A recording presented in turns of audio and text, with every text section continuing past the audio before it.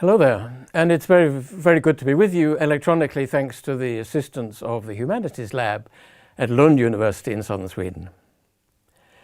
If TESOL is to function optimally, it needs to scrutinize carefully the terminology we use and claims made for English as a global language, and the consequences that follow from what are generally myths. Myth 1, international schools and universities.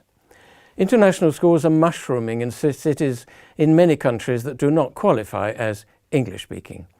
There's a related growth of English medium universities in the Middle East, Asia and elsewhere. Why are both types of institution called international when the educational content is exported from the USA or the UK, and when the language of instruction is the dominant national language of the USA or the UK, and often delivered by monolingual teachers, professors? International, in my view, is a misnomer. The consequences are that this export business serves the interests of an elite class nationally and internationally. Local languages are given little, if any, support. International schools prepare for entry to universities in the US and UK, and their product, the graduates, are effectively detached from local concerns and needs. Myth 2. English is a global need. English is marketed as though it is universally needed by the US state in Obama's English for All project and by the parastatal British Council.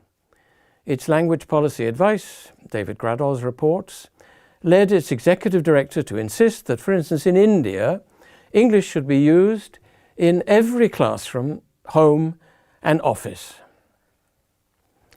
And I've written about this in references which Shelley Taylor has. The consequence of this is that the advocacy ignores the local ecology, culture and languages, but provides a boost for the British and US economies and international influence. The myth is a diversion from the real needs of the world's underprivileged. Myth 3. British English is necessary for development. The aid or development business was denounced by Ivan Illich half a century ago in relation to US activity throughout the Americas. But English is still marketed as a necessity for economic and social development by the British Council, an organization which advises governments worldwide on education in general and English learning in particular. The presumptuous assumption is that the UK has the solution to local needs. The consequence is that the underdevelopment of the colonial era continues in the neo-colonial age that structurally favours the global north at the expense of the global south, the majority world. Myth 4. Anglo-American textbooks are universally appropriate. Teaching materials from global publishers, Pearson, Macmillan, Routledge, Oxford University Press and so on, are assumed to have content and language that is appropriate for school systems worldwide. The 2018 annual report of Cambridge University Press states, and I quote, "Its education group publishes print and digital products for use in schools with strong positions in Australia, Africa, India, and in international schools," there you have them, "around the world. Our reputation for developing international best practice in pedagogy and learning skills means we also have an advisory practice, helping governments and school systems with educational reform." The consequence of this myth is that it creates and consolidates new forms of imperial dependence, cultural, educational, linguistic, and commercial, to the advantage of the corporate world and its shareholders, and to academia in the UK and US, and generally to the disadvantage of local publishers and academia. Myth 5. English only in international affairs. English is proclaimed as the lingua franca of science, business, globalization, European integration, Asian integration, national unity in multilingual states, international understanding, and so on. This fraudulent myth implies that no other languages serve such purposes. The consequences are that the myth privileges English in education. the learning of other foreign languages, whether European, Asian, African or Latin American, is hindered, and proficiency in English entrenches an inequitable hierarchy in international communication at the expense of users of other languages.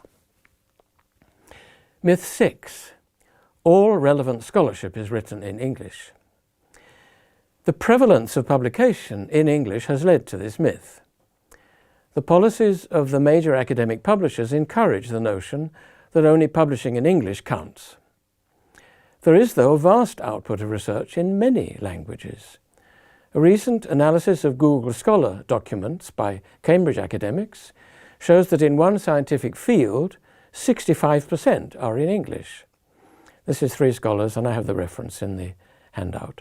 In most areas of scholarship, including language education and language policy, other languages are also used. The consequence, then, is that knowledge generated in other languages is marginalized, which is also to the detriment of scholarship by monolingual English-using scientists. Quantifying research output and ranking systems serve to unjustly strengthen inequality between users of different languages. Myth 7. Global language tests are objective and valid worldwide. The main testing instruments that emanate from the USA, TOEFL, and the UK-Australia, IELTS, are projected as culturally neutral and universally appropriate, a scientifically and morally dubious claim. The consequence is that testing is big business, but there are limitations. And I quote from a scholar called Buck, "Most testers have a feeling that their tests are not sufficiently accurate.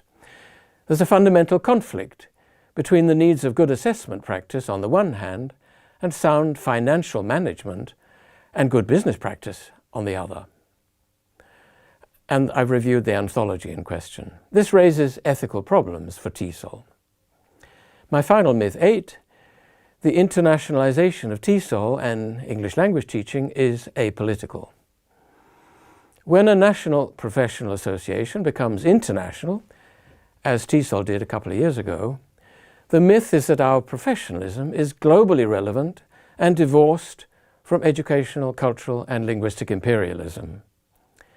Whether activities are or are not imperialist needs to be analysed in any context, empirically verified.